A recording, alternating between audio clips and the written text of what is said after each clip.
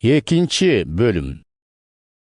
Түшүм майрамы келгенде шакирттердин баары бир жерге чогулушту. Аңгыча асмандан катуу шамал жүргөндөй гүйлдөгөн добуш угулуп, алар олтурган үйдү толтурду. Анан жалындын тилиндей болгон нерселер көрүндү. Алар бөлүнүп, ар бирине бирден конду. Ошондо баары тең ыйык рухка толуп, анын бергенине жараша бөтөн тилдерде сүйлөй башташты. Ошол кезде бардык элдердин арасында жашап, Кудайды урматтаган иудейлер Иерусалимге төгөрөктүн 4 бурчунан келишкен. Алар бул добуш чыкканда эмне болгонун билүү үчүн жүгүрүп келишип, ар кимиси шакирттердин анын өз тилинде сүйлөп жатканын угушуп, өтө таңыркашты. Баары тең айраң таң калышып, өз ара: бул сүйлөп жаткан адамдардын баары галилеялыктар эмеспи? Анан кантип алар ар бирибиздин эне тилибизде сүйлөп жатышат? Арабызда парфтыктар, мидиялыктар, эламдыктар, ошондой эле Месопотамияда, Иудеяда, Каппадокияда, Понт менен Асияда, Фригияда, Памфилияда, Мисир менен Ливиянын Кринеяга караштуу жагында жашагандар. Римден келген иудейлер менен иудей динине киргендер. Криттиктер менен арабтар бар эмеспи? Ошентсе да булардын Кудай кылган улуу иштер тууралуу биздин тилдерде айтканын угуп жатабыз дешти.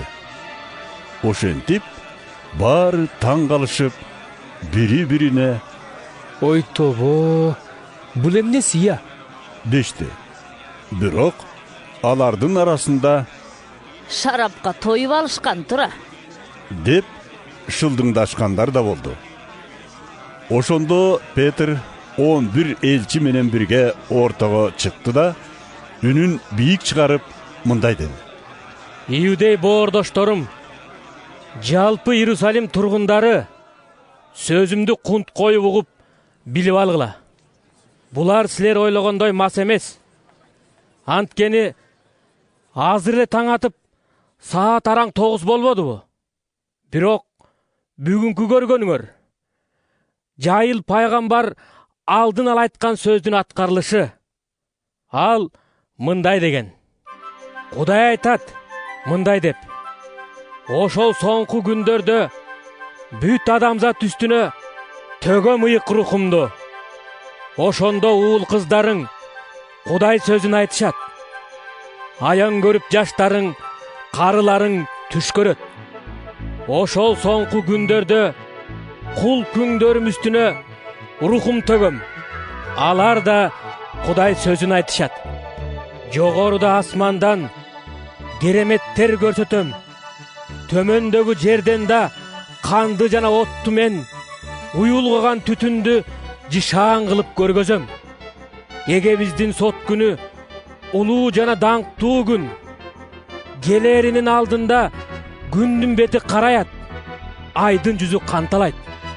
Эгебиздин ысымын чакыргандын ар бири куткарылат ошондо. Исраилдыктар, кулак салып угуп алгыла. Кудай өзүнүн кудуреттүү жана ажайып жишаандары менен коштоп, силерге Назареттик Ыйсаны дайындап, өзү жибергенин көрсөттү. Араңарда болуп өткөн ошол окуяларды өзүңөр да билесиңер. Аны Кудай өзүнүн алдын ала көрөгөчтүгү жана түзгөн максаты боюнча силердин колуңарга тапшырды. Силер болсо күнөөкөр адамдардын колу менен жыгачка мыктап өлтүрдүңөр.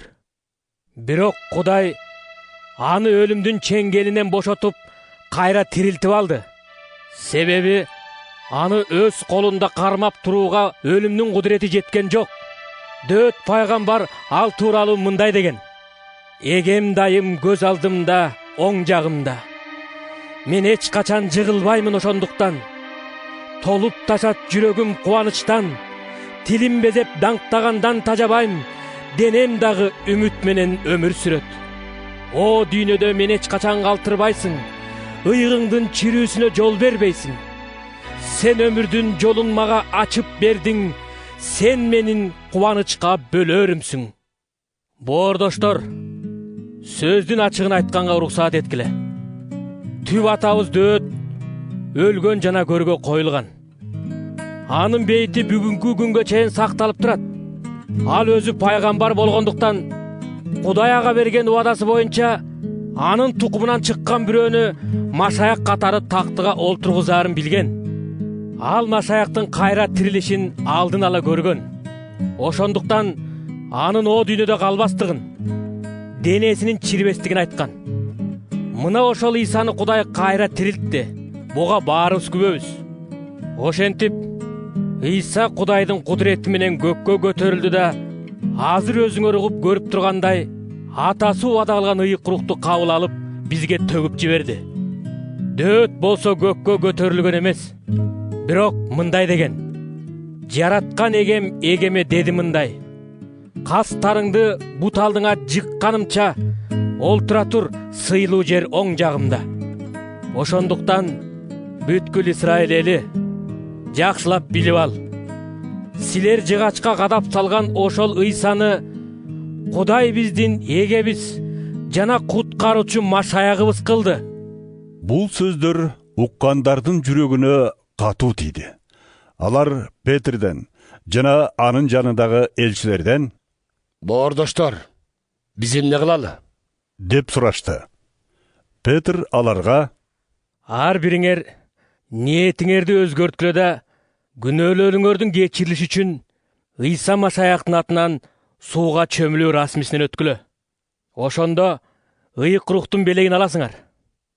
Анткени Кудай эгебиздин ыйык рухту берем деген убадасы силерге, силердин балдарыңарга жана Кудай чакырган башка адамдардын баарына берилген, деди. Петр аларга башка дагы көптөгөн сөздөрдү айтып: бул бузулган муундан өзүңөрдү сактагыла, деп эскертти. Ошентип, анын сөзүн чын жүрөктөн кабыл алгандар сууга чөмүрүштү. Ошол күнү 3000дей адам аларга кошулду. Баары тең элчилердин окуусун кабыл алышып, бири-бири менен тыгыз мамиледе болушуп, чогуу нан сындыруу расмисин өткөрүп, бирге сыйынып жүрүштү. Элдин баарын Кудайдан коркуу сезими бийледи.